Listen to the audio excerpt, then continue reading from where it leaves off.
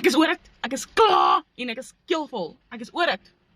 So, hoeveel keer het jy dit al vir jouself gesê?